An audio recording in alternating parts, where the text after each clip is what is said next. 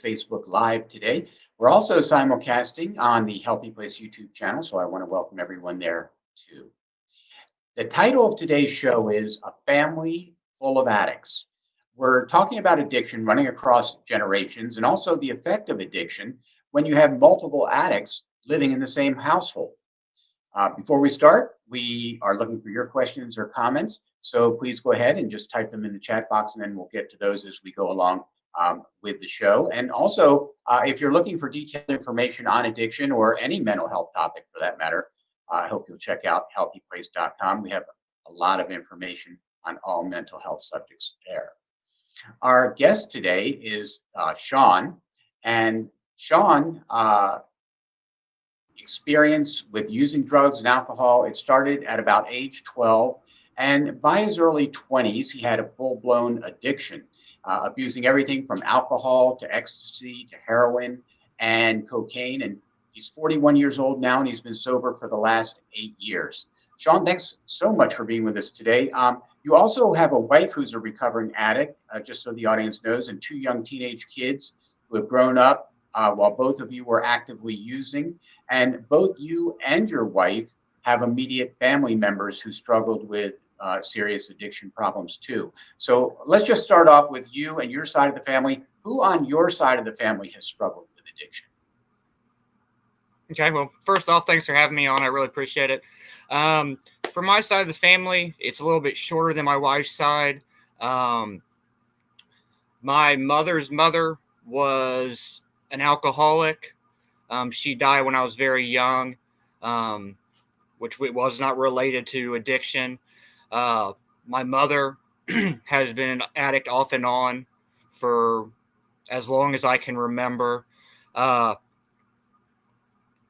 My father's side is it's mainly drinking and things on that side.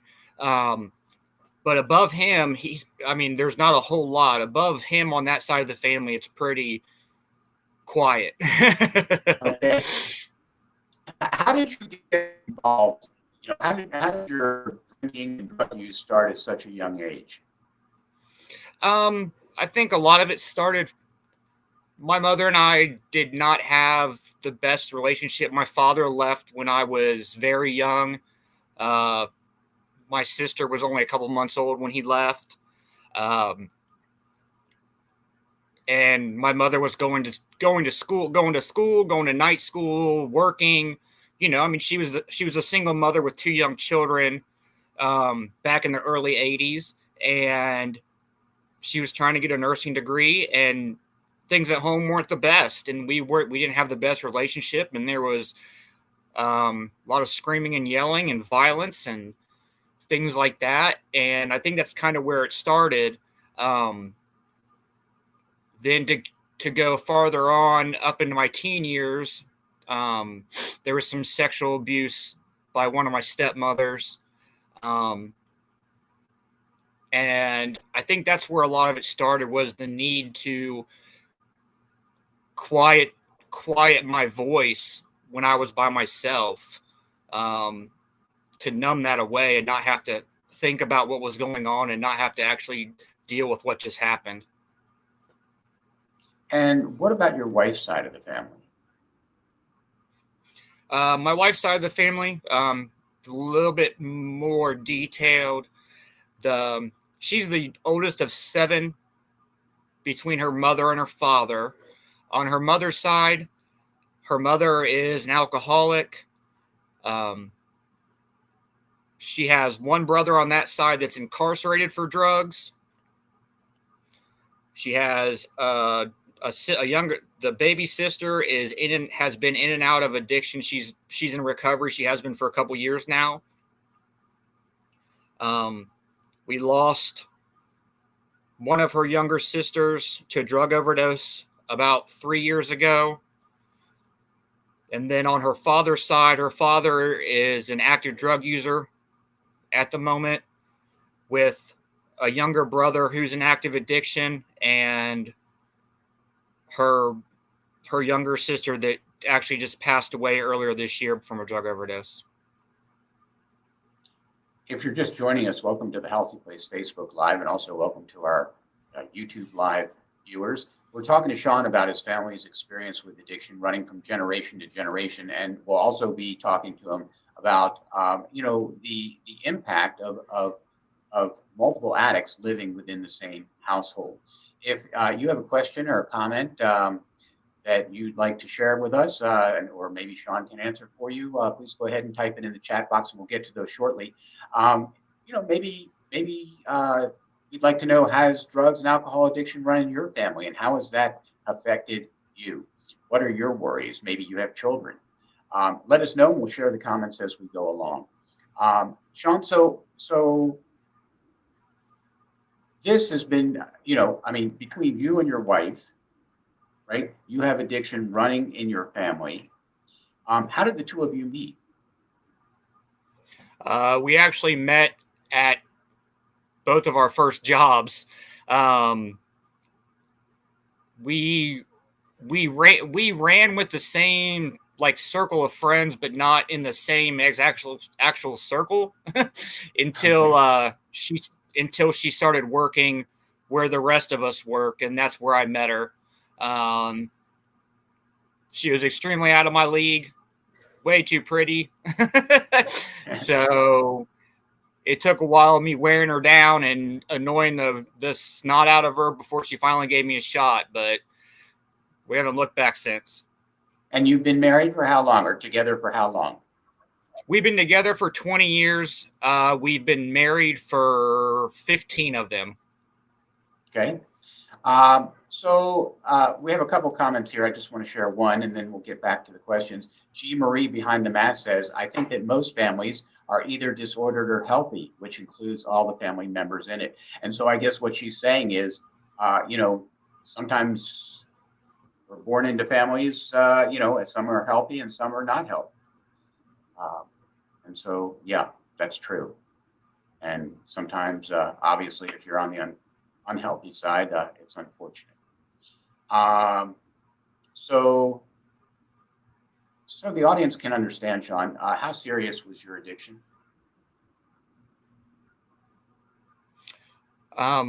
Starting out, it really was casual. Early on, it was very casual. Then once my wife and I got together, we got together right at the point of when ecstasy had kind of hit Dayton and Cincinnati area. So that became a pretty regular staple in our weekly diet, if you could say. Then eventually, after we went off on our own and we left our group of friends, we started using painkillers.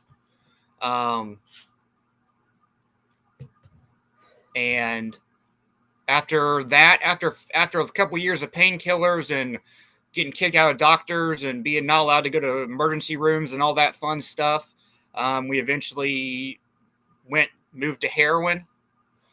And then we started mixing heroin and cocaine together, which are speedballing and injecting anywhere 3, 4, 5 times a day, depending on how much money we had and how much we could get. And so you had a serious addiction, both you and your wife, and you also got in trouble with the law for what? Drug trafficking. Yeah, we're both convicted felons for drug trafficking.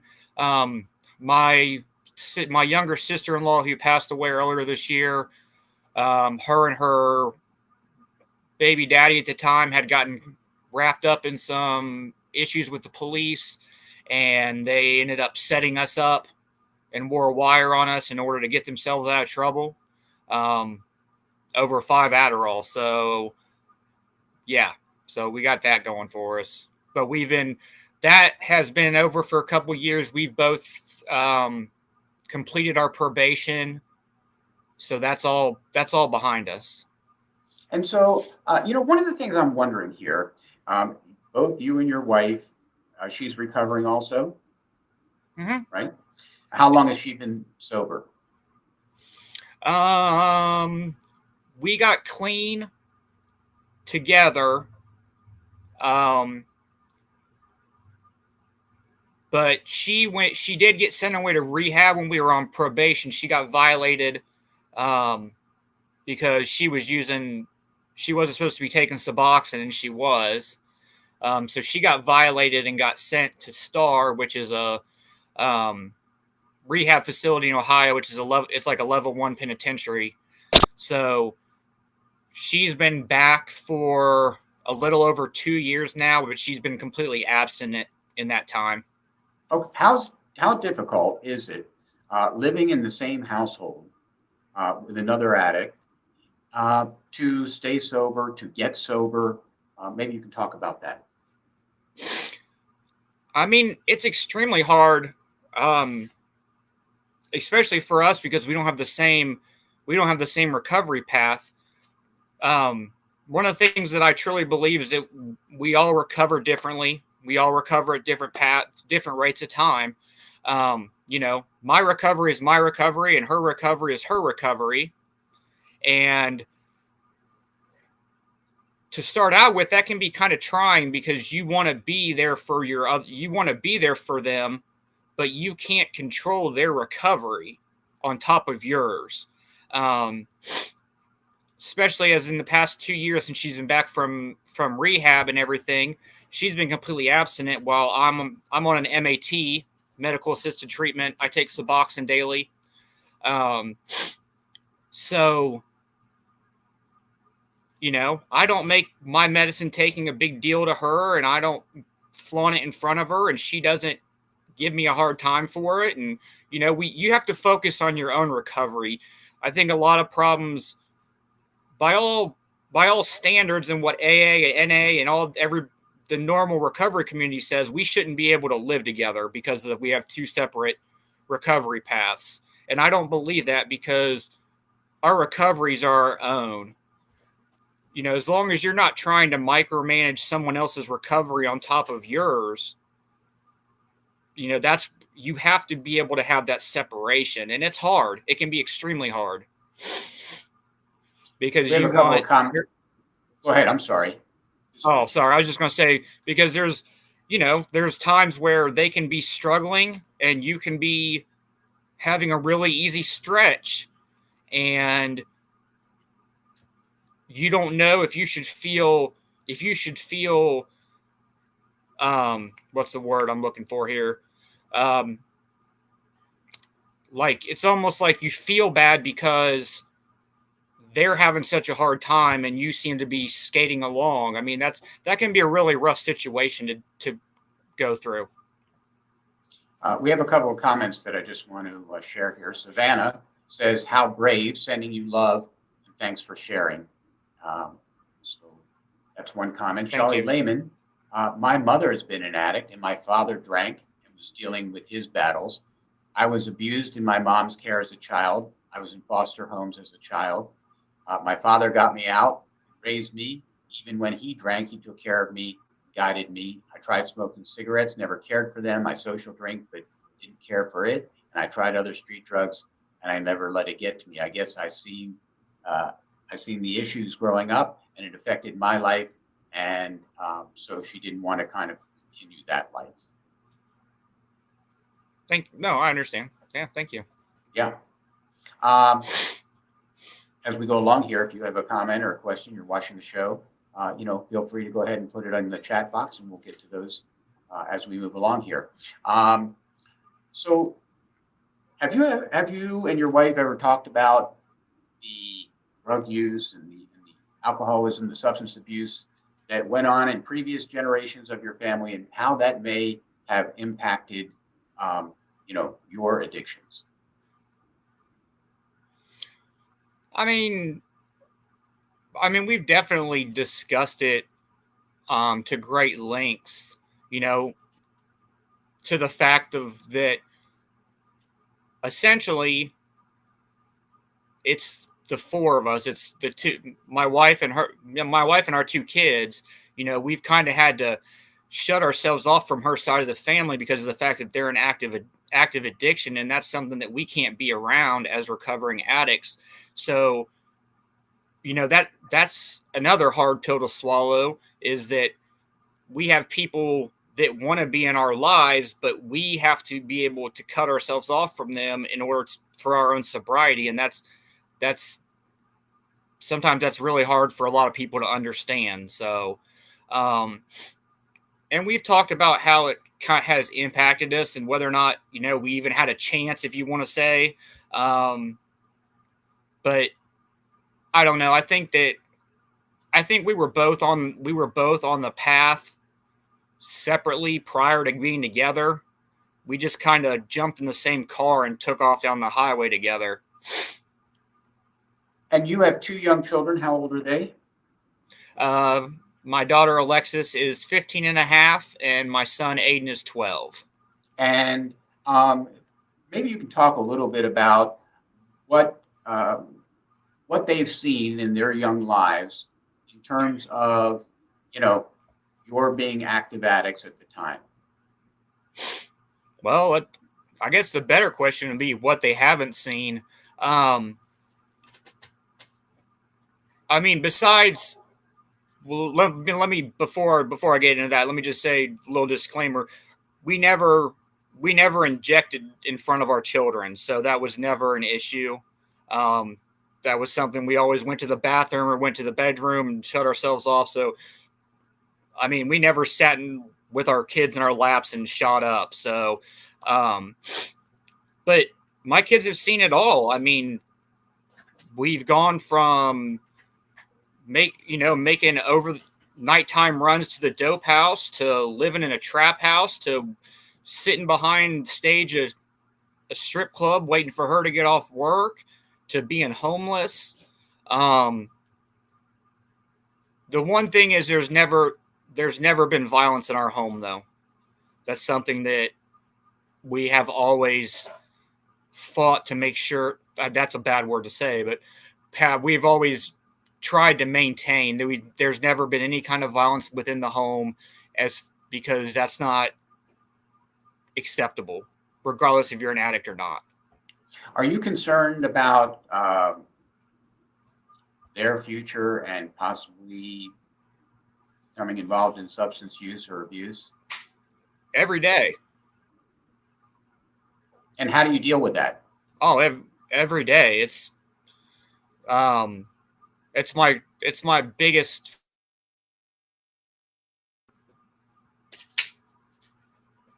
Sorry, you cut out. I'm sorry. Okay, no, I'm here. Go ahead, please. I'm wondering how you deal with that. Well, one of the things is that we have been very open about everything with our children. They lived through our addiction just like we did. I mean, even though they weren't using drugs, they were going place to place and situation to situation, to hiding from motel managers and this and that. And I mean, they were just as smart. They went through just as much active addiction as we did, minus the drugs. So, we've always been very open with our recovery. And if they ever have questions or concerns, or, because the only way that you're going to be able to stop that kind of thing from happening before it does is if they're able to come to you and talk to you about it. So that's something that we've always prided ourselves on, is we've tried to have be open and honest with our children as possible. Have they been involved in any kind of drug use or alcohol use at this point? No. Okay. Yeah, just wondering. Yeah. Oh no. I mean, it makes perfect sense. I mean, my daughter's well into the age, and my son's right where I started. So I mean, it's a very valid question. Yeah. And in just a few minutes, we're going to just so the audience knows, we're going to be bringing on Jason Lynch. He's an addiction therapist, and we're going to be talking about addiction from generation to generation. And so want to hang on for that. And also, he'll be taking your questions too. So feel free to, put them on the screen as we go along. So before we wrap up here, I'm wondering, what you see for the future of your family and the difficulty of maintaining sobriety and going forward here. Well, I think that besides the fact that I'll never get over the constant fear of whether or not my children will end up becoming active drug users, um, I'm always going to be there for them. I'm never going to turn my back on them. Um, I've encountered some of that in my life, and that's very hard. On top of trying to get clean, and as well as dealing with that at the same time, is very hard. Um, I'll never turn my back on my children. They've always been first. I mean, even when we were back in active addiction, they always had food and somewhere to stay before we got high. Um, so if we had to go back and hustle again afterwards to get drugs, that's what we did. I mean, our children have always come first. So that's, I think that's what the key, as well as being completely open and honest. For those of you watching, if you're interested in connecting with Sean, he's over on Instagram at the_addicts_family. And we'll also put that up, in the chat so you can check that out. And thank you, Sean, for coming on today. We appreciate it, and for being honest and for sharing your experiences in life. And, I wish you the best. Thank you very much. Thank you for helping me. I really appreciate it. All right. You have a good day. You too. So we're going to welcome Jason onto the show now. Jason Lynch is a therapist. He's an addiction therapist, and we're going to talk to him. Welcome, Jason. It's great to have you here. It's great to be here. I appreciate you not only having me, but this forum for people to learn about addiction in families. You had a chance to listen to Sean. Is there anything about what he said that stands out to you? A great deal. It's a story that I hear from a lot of patients that I work with. So we know, multi-generational addiction is very common. When we look at addiction, we think of it as a biopsychosocial disease. And so what that means is there's a biological component, which in addiction we think is about 60%, 60% of it being genetic, 40% of it being other factors. And so, someone who has a direct blood relative, that being a parent or a grandparent with an addiction, they're actually 4 times more likely than the average person to also develop an addiction. So there's definitely a genetic component that we see play through from generation to generation. And then, certainly some of the factors that Sean talked about, the psycho social part of the disease being kind of what's my psychological makeup? How well have I been taught? How well has it been modeled for me to deal with adversity, to deal with difficult situations when they happen? Do I have the coping skills? And then that social part of what's my support system around me? Do I have a quote unquote healthy or normal family where I have a lot of support, or is there addiction in my family and therefore some of those things are lacking? So a lot of what Sean talked about definitely rings true. So one of the questions that somebody in the audience had is it usual or unusual for substance abuse and addiction to run from generation to generation? And also, you touched on the genetic component as well as the environmental component too. Yeah, absolutely. So we do see it quite frequently. As I said, someone being 4 times more likely than an average population. And we know that from looking at twin studies. So if you have twins who are obviously identical twins, so they've got the same genetic makeup, but for whatever reason, they don't grow up in the same household, we look at, how likely are they being separated if one grows up in a family of alcoholics and addicts and the other one grows up in a family without addiction. We were able to see that despite that kind of nature versus nurture debate, you're still much more likely to develop an addiction by having that genetic piece. So certainly we see it as something that's very common from generation to generation.